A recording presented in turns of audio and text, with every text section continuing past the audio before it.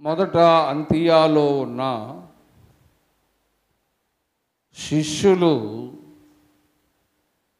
క్రైస్తవులని పిలువబడిరి. దేవుని వాక్యములో నుండి క్రైస్తవులమైన మనము ఏమి చేయకూడదు, ప్రభువు చెబుతున్న మాటలను మనం వాక్యానుసారంగా కొన్ని ఇవాళ చాలా ముఖ్యమైన మాటలు దేవుడు మనకు అందిస్తూ ఉన్నాడు. ప్రభు చెప్పిన మాట యోహాను సువార్త 5వ అధ్యాయము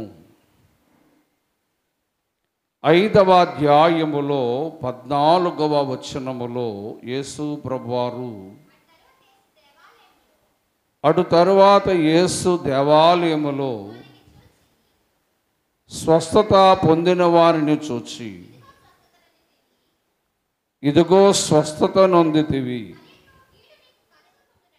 మరి ఎక్కువ కీడు నీకు కలగకుండానట్లు ఇంకా పాపము చెయ్యవద్దు అని ప్రభు చెప్పారు. క్రైస్తవులమైన మనము ఏం చేయకూడదట? ఏమ్మా, అందరూ నోరు విప్పి మాట్లాడాలి ఇవాళ. అందరూ ఒకసారి చెప్పండి, ఏం చేయకూడదు? పాపము చెయ్యవద్దు అన్నాడు ప్రభు. పాపము చెయ్యువాడు పాపానికి దాసుడవుతాడట. యోహాను సువార్త 8:34లో ప్రభు అన్నాడు, పాపము చెయ్యువాడు పాపమునకు దాసుడైపోతాడు. గనుక ప్రభు అన్న మాట ఏంటంటే,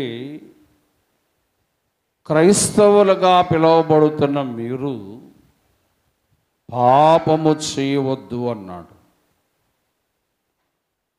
మరి పాపము చేయటం వలన,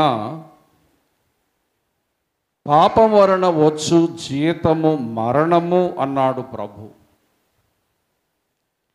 రోమాపత్రిక 6:26లో 23లో అంటాడు, పాపం వలన వచ్చు జీతము మరణం. ఎవరైతే పాపము చేస్తూ ఉన్నారో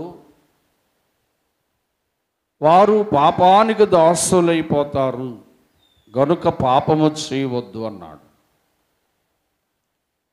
ఎవరైతే పాపము చేస్తూ ఉన్నారో ఆ పాపం వారికి జీతము మరణముగా మార్చబడుతుందని చెప్పాడు. గనుక క్రైస్తవులమైన మనము చేయకూడనిది ఏంటి అంటే, పాపము చెయ్యకూడదు.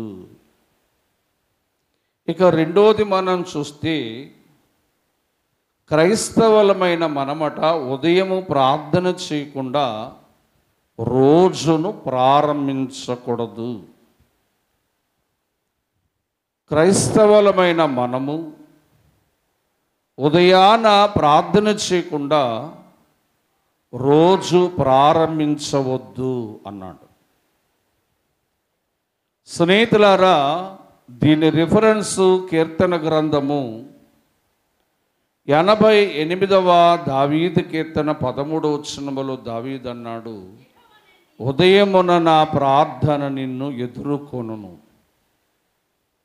ఉదయాన మనము ప్రార్థన చేయకుండా రోజు ప్రారంభించకూడదట.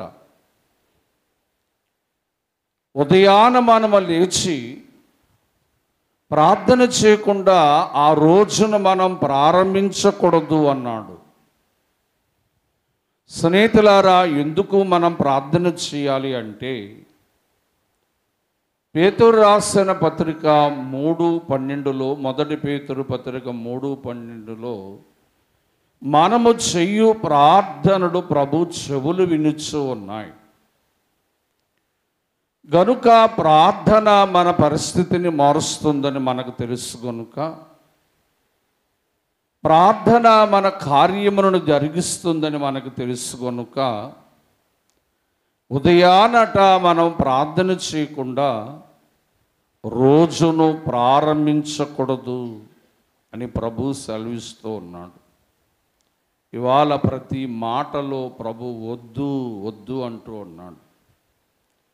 చాలా జాగ్రత్తగా గమనించండి ఇవాళ వాక్యాంశము.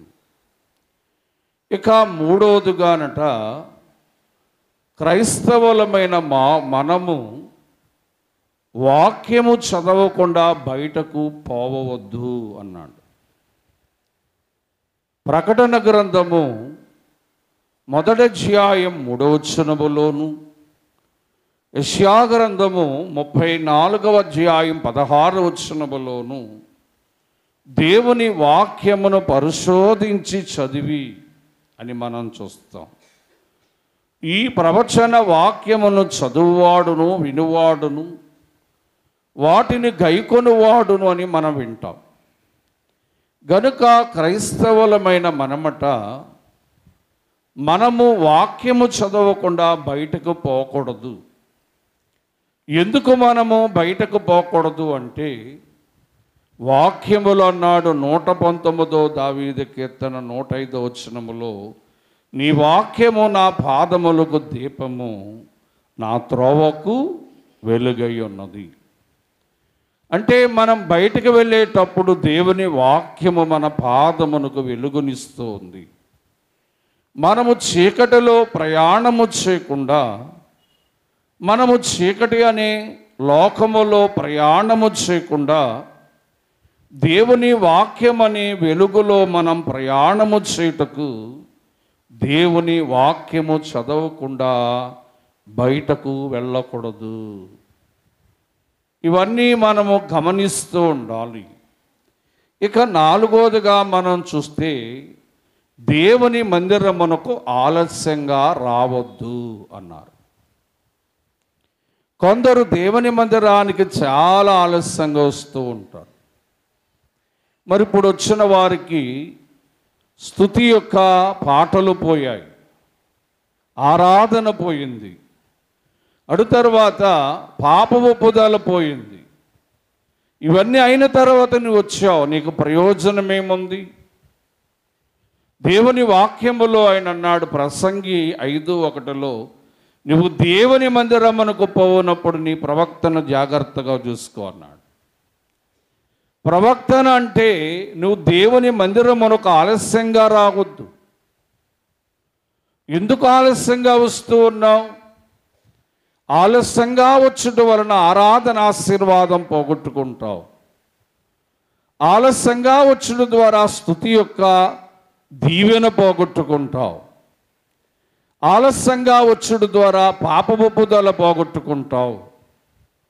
మందిరానికి ఆలస్యంగా రావద్దు అని మన ప్రభువు సెలవిస్తూ ఉన్నాడు. ఇక 5వదిగా మనం చూస్తే, మందిరములో నిర్లక్ష్యముగా ఉండొద్దు. నిర్లక్ష్యముగా ఉండొద్దు. దేవుని పిల్లారా, ప్రసంగి గ్రంథము 5వ అధ్యాయం 2వ వచనములో, నీవు దేవుని సన్నిధిలో ఉన్నప్పుడు అనాలోచనగా ఉండవద్దు అని ఉంటుంది. అంటే అనాలోచన అంటే నిర్లక్ష్యంగా ఉండొద్దు. దేవుడు తన మందిరములో నీతో మాట్లాడుతున్నప్పుడైనా, నీవు ఆరాధనలో ఉన్నప్పుడైనా, నీవు ప్రార్థనలో ఉన్నప్పుడైనా మందిరములో నిర్లక్ష్యముగా ఉండొద్దు అని ప్రభువు సెలవిస్తూ ఉన్నాడు. దేవుని వాక్యములోంచి మీకు చూపిస్తూ ఉన్నాను. ఇక 6వదిగా ప్రభు ఏమన్నాడు అంటే, సమాజముగా కూడుకొనుట మానవద్దు. హెబ్రీయులకు రాసిన పత్రిక 10వ అధ్యాయం 25వ వచనాన్ని చదవద్దు కానీ మీరు సమాజముగా కూడుకొనుట మానవద్దు అన్నాడు. మరి మీరు ఏం మానేస్తున్నారు? శుక్రవారపు ప్రార్థన మానేస్తూ, సన్నిధి వారు సన్నిధి చేయడం మానేస్తూ ఉన్నారు.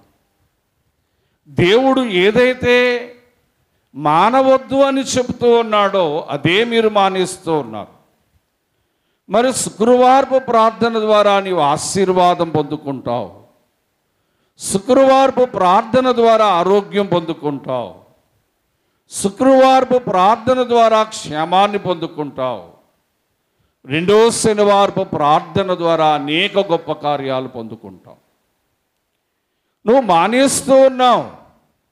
మరి నీవు సమాజముగా కూడుకొనుటంటే శుక్రవారపు ప్రార్థనను మానుకుంటూ ఉన్నావు.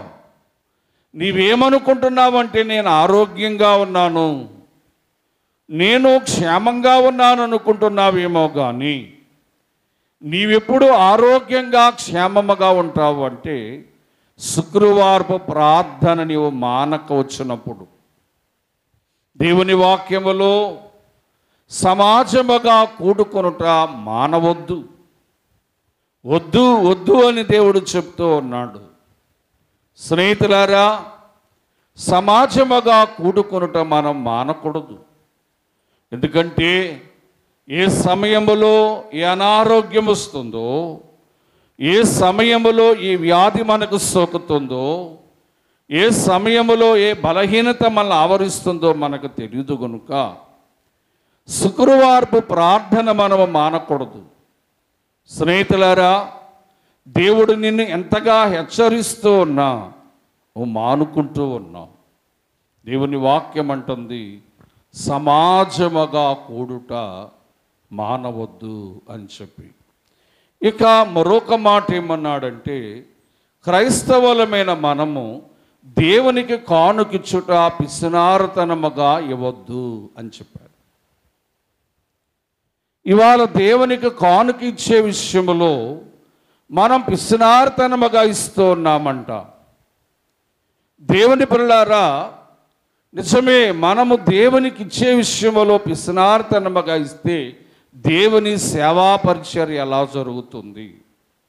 దీని రిఫరెన్స్లో 2వ కొరింథీయులకు రాసిన పత్రిక 9వ అధ్యాయము 5వ వచనములో అన్నాడు, మీరు దేవునికి కానుక ఇచ్చినప్పుడు పిసినారతనముగా ఇవ్వద్దు. మరి ఎలాగనివ్వాలి అని చెప్పాడంటే అదే 9వ అధ్యాయం 7వ వచనములో, మీరు దేవునికి కానుకిచ్చేవారు ఉల్లాసముగా ఇచ్చినప్పుడు దేవుడు మిమ్మల్ని ప్రేమించును. దేవుడే చెబుతూ ఉన్నాడు మనం ఎలా ఇవ్వాలో. నువ్వు గుప్పుడు మూసి ఓ 10ో 20ో దేవునికి పిసినారతనముగా ఇస్తూ ఉన్నావు. ఇలారా, పిసినారతనముగా దేవునికి మనము కానుక ఇవ్వకూడదు అట.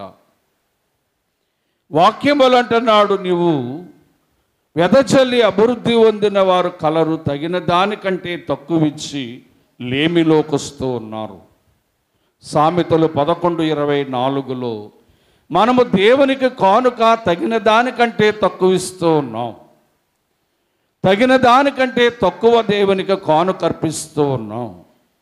వేస్తూ ఉన్నది కానుకే కదా అనుకుంటున్నాము కానీ మనం వేసే తక్కువ కానుకను బట్టి మనము లేమిలోకి వస్తూ ఉన్నామని దేవుడు హెచ్చరిస్తూ ఉన్నాడు.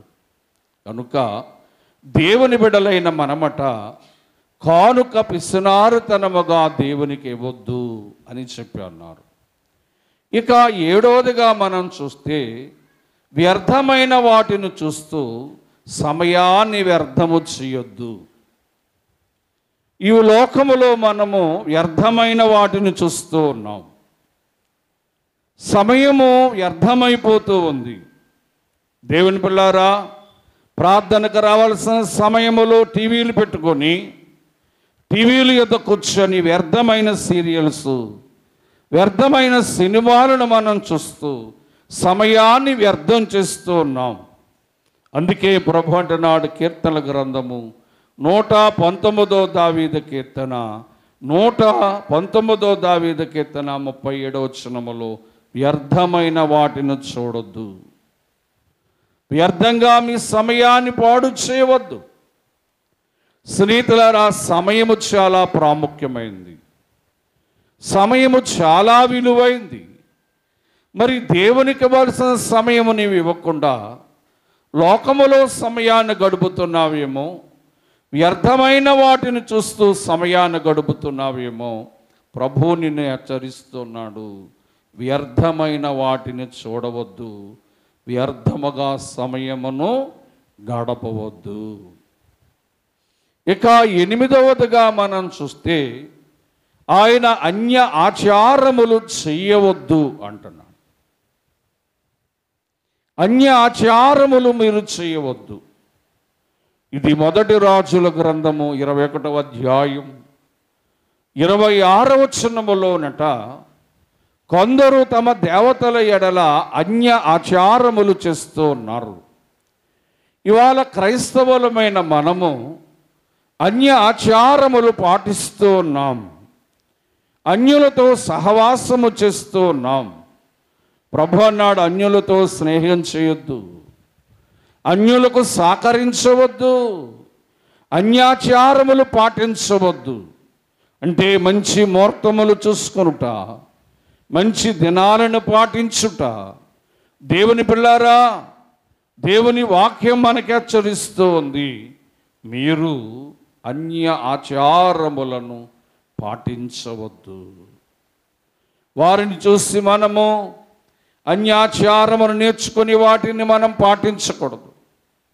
వారు ఏవో చేయమని చెప్తూ ఉంటారు, అవి మనం పాటించవద్దు అని దేవుడు తన వాక్యములో సెలవిస్తూ ఉన్నాడు.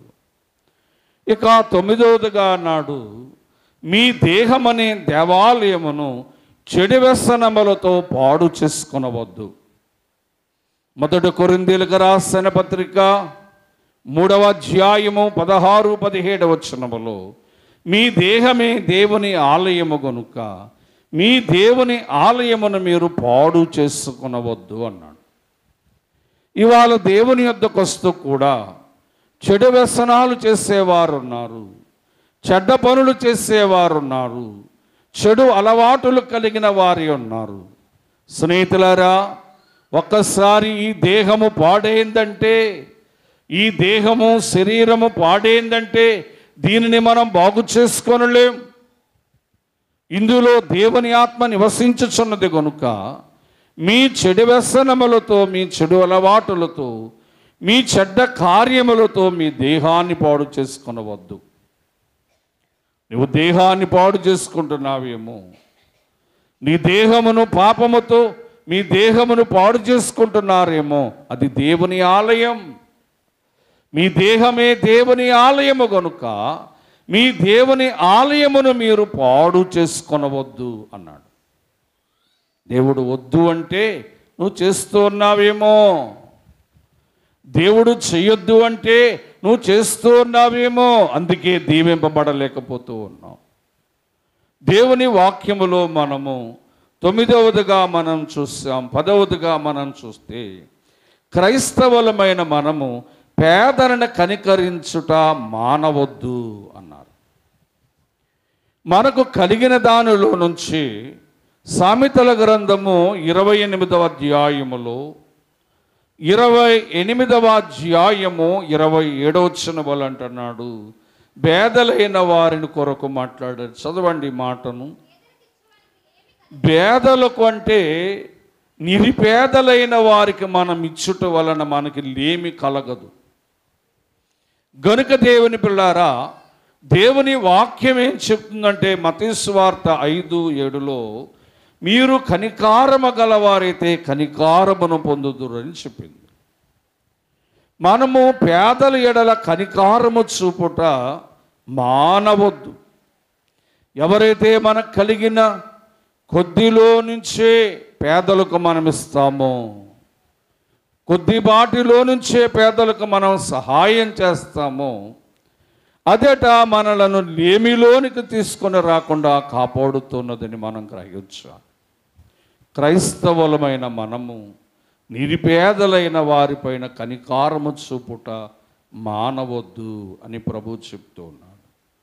ఇక 11వదిగా మనం చూస్తే ఆయన అంటున్నాడు, క్రైస్తవులమైన మనం పని చేయకుండా భోజనం చేయకూడదట.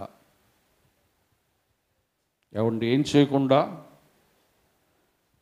మీకు రెఫరెన్స్ జోని పత్రిక 3వ అధ్యాయం 10వ వచనాన్ని మనం చూస్తే, పని చేయకుండా భోజనము చేయవద్దు అని ఉంది. కొందరు ఏ పని చేయకుండా భోజనం చేస్తూ ఉంటారు. ఇది క్రైస్తవులకు ప్రభు హెచ్చరిస్తున్న మాట. పని చేయకుండా భోజనం చేయొద్దు. ఏదో ఒక పని చేయాలి. నువ్వు ఎంతకాలం పని చేయలేని వానిగా ఉంటావు, ఎంతకాలం పనికి వెళ్ళలేని వానిగా ఉంటావు, ఎంతకాలం ఇంటిలో పెట్టేవారు తినేవానిగాని ఉంటావు. కనుక ప్రభువు నిన్ను హెచ్చరిస్తున్న మాట ఏమిటంటే, పని చేయకుండా క్రైస్తవుడు భోజనము చేయకూడదు. గనుక ఇది మనం పాటించవలసిన వారమై ఉన్నాం. ఇక 12వదిగా మనం చూస్తే, క్రైస్తవులమైన మనమట దేవుని సేవకునికి విరోధముగా మాట్లాడకూడదు. సంఖ్యాకాండములో 12వ అధ్యాయం 8వ వచనములో మోషే అనే సేవకునికట మిరియాము అనే తన సహోదరి విరోధంగా మాట్లాడింది. దేవుని సేవకుడైన మోషేకు విరోధంగా మాట్లాడుట వలన తన కుష్టి వ్యాధిని తెచ్చుకుంది. దేవుని పిల్లారా, గనుక దేవుడు మన హెచ్చరిస్తున్న మాట ఏంటంటే, దేవుని సేవకులకు మనం ఎన్నడూను ఏ సేవకుని కొరకు కూడా విరోధంగా మనం మాట్లాడకూడదు. విరోధంగా మాట్లాడుట వలన దేవుని కోపమును మనము రేపిన వారమవుతాము. దేవుని కోపము యొక్క ఉగ్రతను మనం పొందుకున్న వారమవుతాము.